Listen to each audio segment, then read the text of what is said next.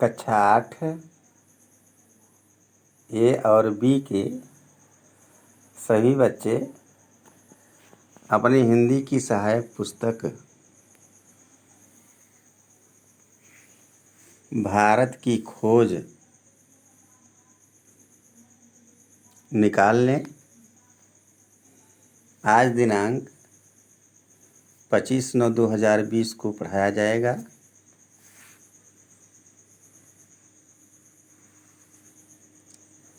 Unit 2 है तलाश और इसका भाग 6 है। आप खोल कर देखें और जिन बच्चों के पास पुस्तक नहीं है वो ध्यान से सुनें। फिर भी एक सूचना है, जिन बच्चों के पास किताब नहीं है भारत की खोज, वो किताब विद्यालय में आकर शुक्रवार और बुधवार के दिन खरीद लें या अभिभावक को भेजकर खरीदवा लें। बिना किताब के पढ़ाई संभव नहीं है, क्योंकि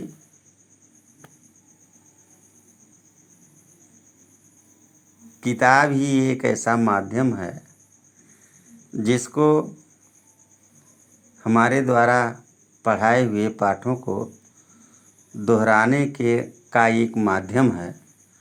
और जब आपके पास किताब नहीं होगी तो आप उन चीज़ों को दोहरा नहीं पाएंगे, और दोहरा नहीं पाएंगे तो आपको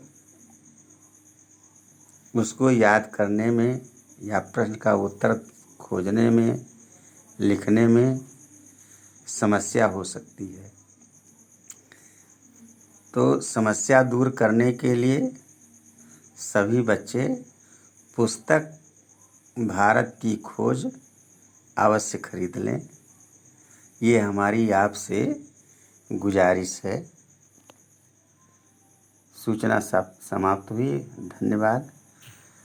अब आप सभी लोग अपनी पुस्तक जिनके पास है खोलें और जिनके पास नहीं है वो ध्यान से देखें। यूनिट 2 तलाश है और इसका भाग 6 है, पढ़ाया जाएगा। ध्यान दे करके देखें और सुनें। किसी एक देशीय समूह में, चाहे वह कितने घनिष्ठ रूप में एक दूसरे से जुड़े हों, छोटी बड़ी विभिन्नताएं हमेशा देखी जा सकती हैं। उस समूह की मूल एकता तब प्रकट होती है जब उसकी तुलना किसी अन्य देशीय समूह से की जाती है।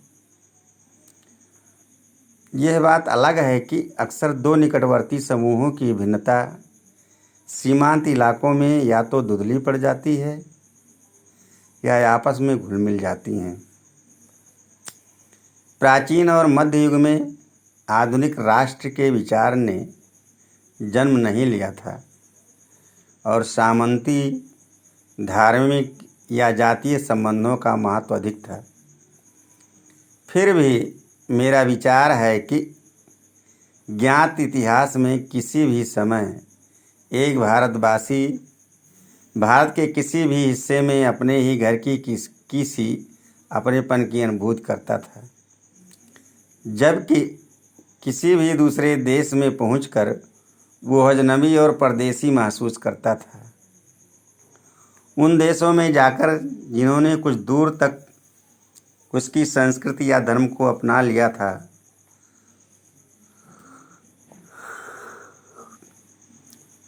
उस अजनबीपन का बोध निश्चय ही कम होता था।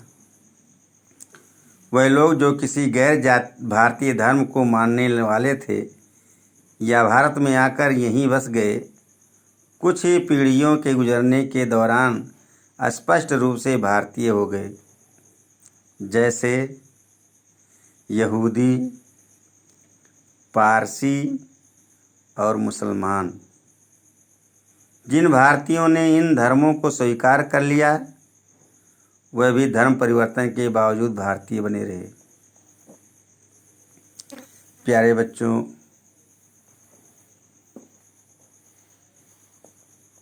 भारत की खोज पुस्तक के लिखने वाले पंडित जवाहरलाल नेहरू का कथन है कि किसी एक देशीय समूह में चाहे वह कितने घनिष्ठ रूप में एक दूसरे से जुड़े हों, छोटी बड़ी विभिन्नताएं हमेशा देखी जाती हैं। उस समूह की मूल एकता तब प्रकट होती है जब उसकी तुलना किसी दूसरे अन्य समूह से की जाती है। ये बात अलग है कि अक्सर दो निकटवर्ती समूहों की भिन्नता सीमांत इलाकों में या तो धुंधली पड़ जाती हैं या तो आपस में घुल मिल जाती हैं। प्राचीन और मध्य युग में आधुनिक राष्ट्र के विचार ने जन्म नहीं लिया था और सामंती धार्मिक व जातीय संबंधों का महत्व अधिक था। फिर भी मेरा विचार है कि ज्ञात इतिहास में किसी भी समय एक भारतवासी भारत के किसी भी हिस्से में जा कर के अपना घर बनाए या अपने ही घर में रहे तो उसको अपनेपन की अनुभूति होती है, जबकि किसी दूसरे देश में जा कर के वो अजनबी और परदेसी अपने आप को महसूस करता है। उन देशों में जाकर जिन्होंने कुछ दूर तक उसकी संस्कृति या धर्म को अपना लिया था,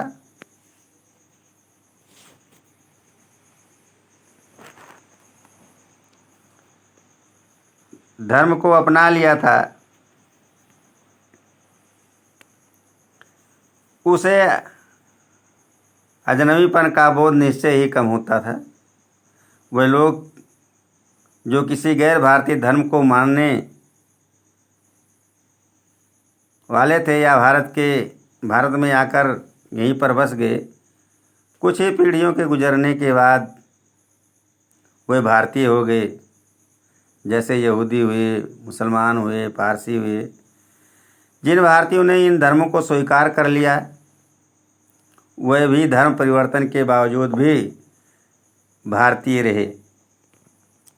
आज जब राष्ट्रीयतावाद की अवधारणा कहीं अधिक विकसित हो गई है, विदेशों में भारतीय अनिवार्य रूप से एक राष्ट्रीय समुदाय बनाकर विभिन्न कारणों से एकजुट होकर रहते हैं, भले ही उनमें भीतरी मतभेद हो। एक हिंदुस्तानी ईसाई कहीं भी जाए उसे हिंदुस्तानी ही माना जाता है। इस प्रकार किसी हिंदुस्तानी मुसलमान को तुर्की, अरब, ईरान या किसी भी अन्य देश में जहां इस्लाम धर्म का प्रभुत्व हो, हिंदुस्तानी ही समझा जाता है। मेरे ख्याल से हम सब के मन में अपनी मातृभूमि की अलग अलग तस्वीरें हैं और कोई दो आदमी बिल्कुल एक जैसा नहीं सोच कर सकते। जब मैं भारत के बारे में सोचता हूँ तो मेरे मन में बहुत सी बातें आती हैं।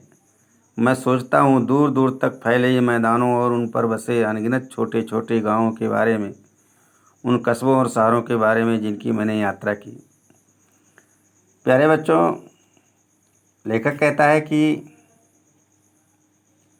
आज जब राष्ट्रीयतावाद की अवधारणा कहीं अधिक विकसित हो गई है तो विदेशों में भी भारतीय अनिवार्य रूप से एक राष्ट्रीय समुदाय बना करके विभिन्न कारणों से एकजुट होकर के रहते हैं। भले उनमें आपसी मतभेद हो, लेकिन सभी लोग एक साथ रहते हैं, चाहे वो ईसाई हो और चाहे वो हिंदुस्तानी ही माना जाएगा। मुसलमान को हो, तुर्क, अरब, ईरान देश में कहीं भी जाएगा, वो इस्लाम धर्म को कबूल करते हुए भी, उसका प्रभुत्व होते हुए भी वो हिंदुस्तानी माना जाता है। मेरे ख्याल से हम सबके मन में अपनी मातृभूमि की अलग अलग तस्वीरें हैं और कोई दो आदमी बिल्कुल एक जैसा नहीं सोच सकते। जब मैं भारत के बारे में सोचता हूँ तो मेरे मन में बहुत सी बातें याद आती हैं। मैं सोचता हूँ दूर दूर फैले मैदानों और उन पर बसे अनगिनत छोटे छोटे गांव के बारे में जब सोचता हूँ तो उन कस्बों और शहरों के बारे में भी मैं सोचता हूँ जिनकी मैंने यात्रा की है।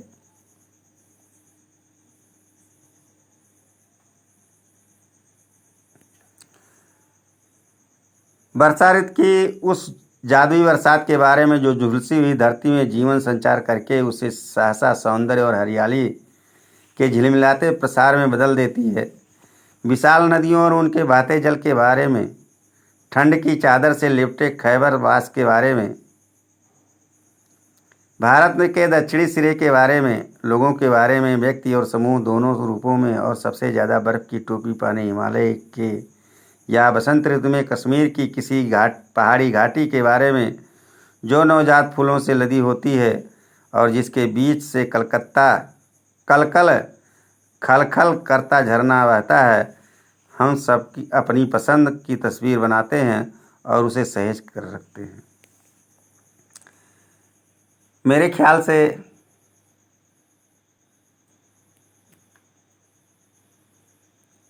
हम सबके मन में अपनी मातृभूमि के प्रति जो प्रेम है वो कम नहीं है।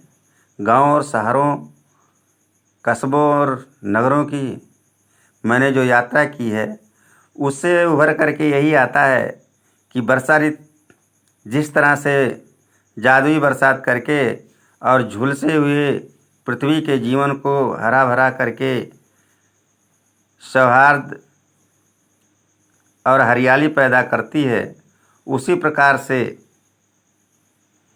विशाल नदियों और उनके बहते जल के बारे में, ठंड की चादर से लिपटे खैबर पास के दर्रे में, भारत के दक्षिणी सिरे के बारे में, लोगों के बारे में, व्यक्ति और समूह दोनों रूपों में, हम सबसे ज़्यादा बर्फ़ की टोपी पहने हिमालय के बारे में बात करते हैं कि हमको कैसा दिखाई देता है। बसंत ऋतु में कश्मीर की किसी घाटी में जो नवजात फूलों से लदी हुई है, जिसके बीच से खलखल करती बहता हुआ झरना हमको एक संगीत सुनाता है। हम अपनी पसंद की उसमें एक तस्वीर खींचते हैं और उसे हमेशा सहेज करके अपने पास रखते हैं।